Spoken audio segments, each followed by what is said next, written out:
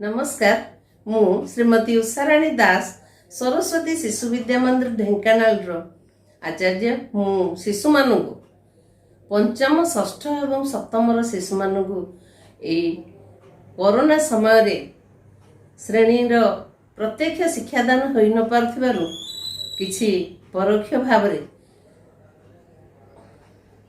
शिक्षादान देबाकू चाहूची। तो मु आज पंचम षष्ठ सप्तम श्रेणीर भाई भौणी मानू ऑनलाइन वीडियो क्लास को स्वागत जनाऊँगी। मुझे गोटे व्याकरण क्लास नेबी।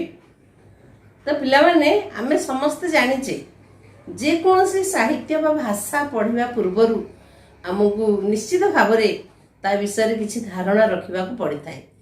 आमे हिंदी इंग्लिश ओडिया आउ संस्कृत चारोटी भाषा पढ़ुचे किंतु हिंदी आमर राष्ट्रभाषा। तो आमे एथिपाई गुरुत्व देवा। वर्तमान मु जो व्याकरण क्लास टी नौची पंचम श्रेणी षष्ठ श्रेणी सप्तम श्रेणीर भाई भौणी मानक पई नौची। मु समस्त पुणी थारे भाई भौणी मानक स्वागत जनाऊँगी आमर ए वीडियो ऑनलाइन क्लास पई। बच्चों, हम सब साहित्य पढ़ते हैं, हिंदी उड़िया इंग्लिश संस्कृत ऐसे अनेक भाषा, भारत में अनेक भाषा है और हम सब इसे किसी कुछ भाषा को जानते हैं। तो आज मैं हमारी कक्षा में जो हिंदी पढ़ते हैं हम तो विषय पर जाते हैं, प्रसंग पर जाते हैं, लेकिन मैं आज कुछ व्याकरण पर शिक्षादान दूंगी। तो पहले हम संज्ञा के बारे में पढ़ेंगे। पंचम श्रेणी पंचम कक्षा के बच्चों के लिए ये व्याकरण आरंभ हुआ है। तो इसीलिए और षष्ठ सप्तम ये 3 कक्षा के बच्चे के लिए जुलाई और अगस्त मास में महीने में ये पाठ है। तो संज्ञा हमारे व्याकरण में जो शब्द है उड़िया में है, हिंदी में है। हिंदी में जो शब्द है एक अक्षर या कितने सारे अक्षर मिलकर जो शब्द होते हैं और उसका कोई अर्थ है उसको हम शब्द कहते हैं। तो जैसे माँ एक ही अक्षर है लेकिन वो एक शब्द है। जैसे किताब, पुस्तक, कलम, कुर्सी ये सब शब्द है। तो इसमें हम कुछ ना कुछ अर्थ हमें मिलता है। तो पहला ये जो शब्द है वो 8 प्रकार के हैं। तो पहला चरण हमारा संज्ञा है। संज्ञा में की परिभाषा क्या है? संज्ञा क्या होता है?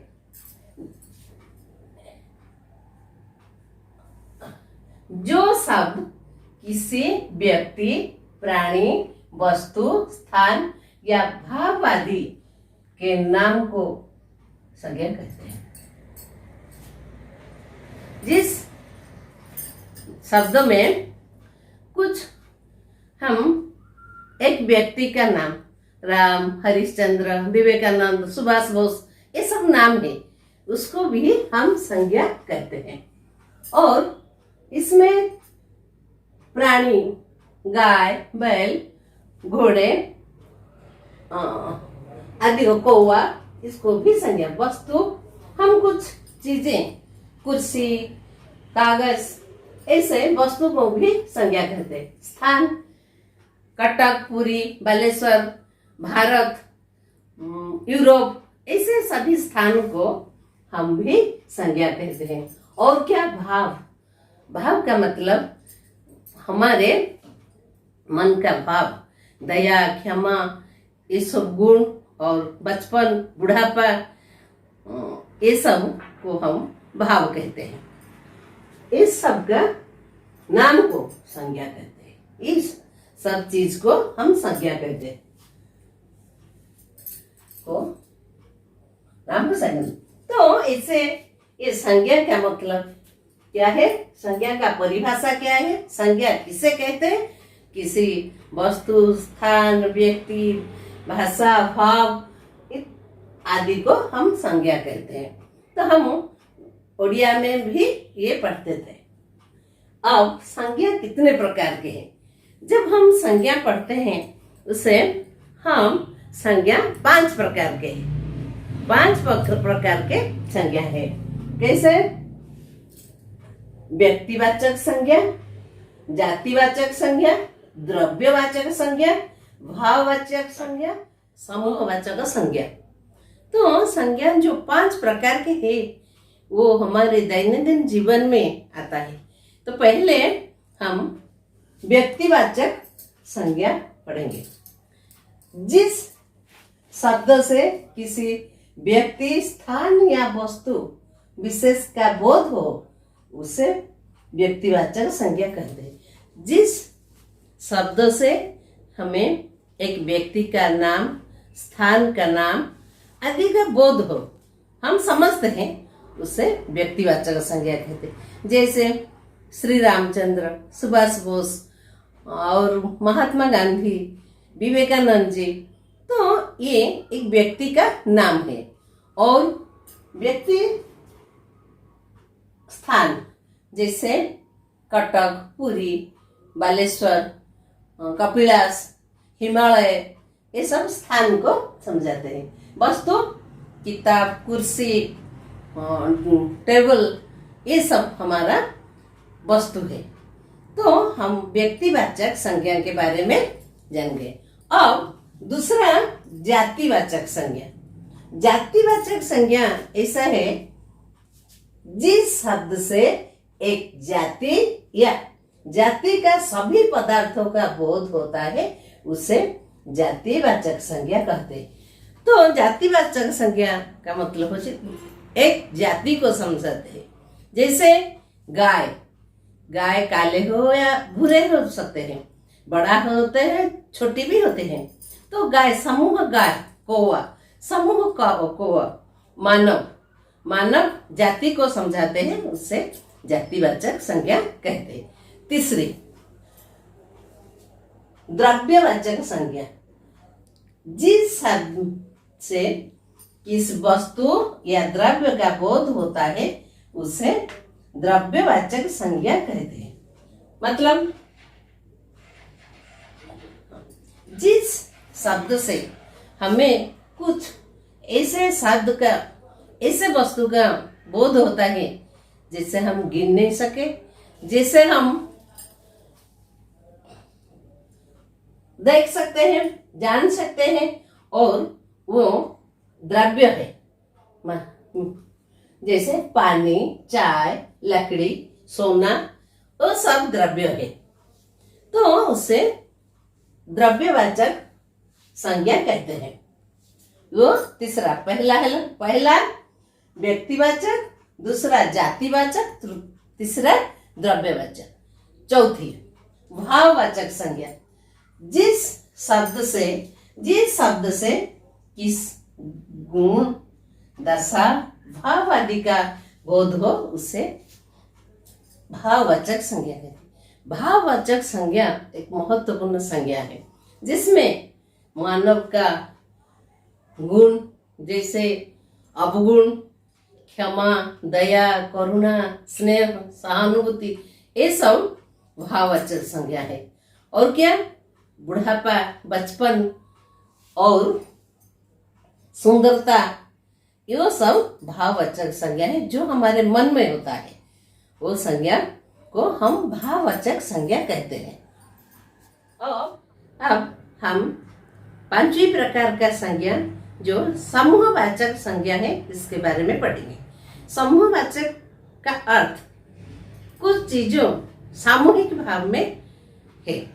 तो समूहवाचक संज्ञा का परिभाषा ऐसे है, जिस शब्द से प्राणियों का और वस्तुओं के समूह का बोध हो उसे समूहवाचक संज्ञा कहते हैं। प्राणी हो या वस्तु हो, सामूहिक ढंग से, सामूहिक रूप से इसका विचार किया जाता है। जैसे परिवार, विद्यालय, मंडली, कक्षा, झुंड, गुच्छा। पक्षियों की झुंड है। परिवार में एक सभ्य नहीं है। परिवार में ढेर सारे सभ्य होते हैं। जैसे विद्यालय का मतलब कुछ बच्चों का पढ़ाई का स्थान। ऐसे मंडली, कीर्तन मंडली एक ही चीज को नहीं समझाता। झुंड, गुच्छा, फूल का गुच्छा, इसे जो समझाते हैं जो शब्द, उसको समूहवाचक संज्ञा कहते हैं। तो हम आज संज्ञा की परिभाषा मतलब संज्ञा के किसे संज्ञा कहते हैं इसके बारे में जानेंगे, और संज्ञा की परिभाषा के साथ संज्ञा कितने प्रकार के हैं हम जान चुके हैं, और संज्ञा जो 5 प्रकार के हैं इसके बारे में भी हम जान गए हैं। ऐसे व्यक्तिवाचक, जातिवाचक, द्रव्यवाचक, भाववाचक, समूहवाचक संज्ञा। तब मैं तुम्हें कुछ होम टास्क और क्लास वर्क देती हूँ। तो क्लास वर्क में मैंने लिखा संज्ञा कितने प्रकार के हैं, तो हम 5 प्रकार लिख देंगे। और क्या क्या, तो पहले हम संज्ञा की परिभाषा लिखेंगे और 5 प्रकार का संज्ञा का नाम लिख देंगे। और दूसरे SW में मैंने दिया है कि श्री राम व्यक्तिवाचक संज्ञा, मतलब वहां पर मैं चीजें या नाम लिखा है, उस पर तुम चयन करोगे कि वो किसी प्रकार का संज्ञा है। परिवार, बुढ़ापा, बंदर, पानी, घास, क्षमा, कपिलास, ये सब तुम लिखोगे। तो बच्चों हम हमारी हिंदी खाता में ये सब लिखेंगे। पहले से संज्ञा किससे कहते हैं, 5वीं, 6ठी और 7वीं, तो 3 कक्षा के बच्चे के लिए वो पाठ है, तो हम सब उसको लिखेंगे। और विद्यालय में जब कोरोना की कम जाएगा तब हम जब देखा प्रत्यक्ष भाव में पढ़ेंगे, मैं देखूंगी। और जब भी किसके घर को भी मैं जाऊंगी, आपका नोट खाता देखूंगी। और अब मेरे मोबाइल में, मेरे व्हाट्सएप में भी जब इस लेखक को, इस पाठ को भेजेंगे तो भी मैं देख दूंगी। बच्चों आज के लिए इतना ही काफी है। तुम सब अच्छे में रहो, अपनी पिता माता के साथ खुश रहो। ये तुम्हारी गुरु माँ का तुमको आशीर्वाद है।